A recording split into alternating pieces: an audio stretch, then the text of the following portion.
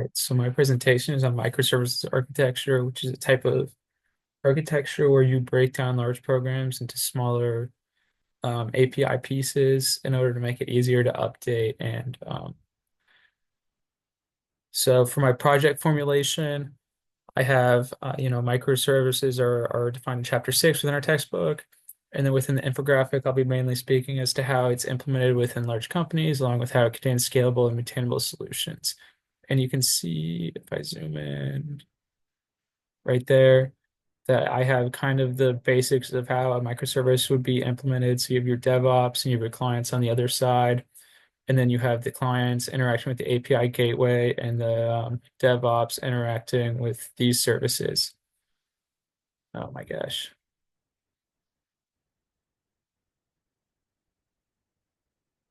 And then I did a literature search and I found three scholarly articles. I used a couple of other articles which I cite later. But the first one was understanding the migration from monolithic to microservices, which was essentially about the transition between traditional programs to integrating, a lot of APIs, microservices yesterday, today, and tomorrow, a lot of the same stuff. Breaks down the history of microservices and how they become ubiquitous.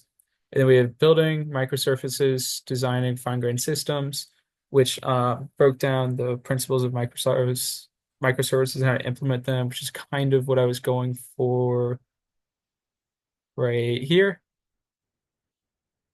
As you can see, we have the basics. You create the components, you define, and then you implement.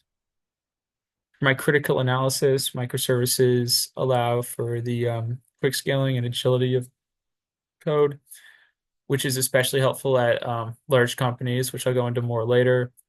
But as you can see, it allows for everything to be compartmentalized. So I have right here, you have, you have the rocket ship and the diseases and the cranes, I guess, wrecking ball.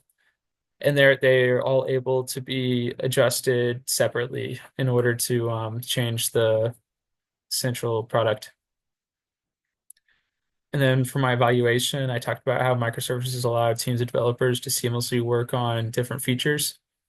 And more interesting is to me is the example I used, which is how microservices would be implemented on a blockchain program. So you have the operation model, which so this one's Ethereum generator, right?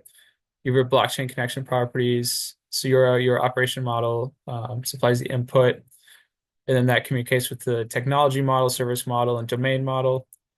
And then you have another input over here, which goes to your Java code generator. Um, and down here is where you have your microservice interfaces, which is the interface that you would interact with. Most interesting to me, I talked about it a couple times, but it would be how companies are beginning to implement microservice technology. And the best example that I could find of this on their website was Amazon.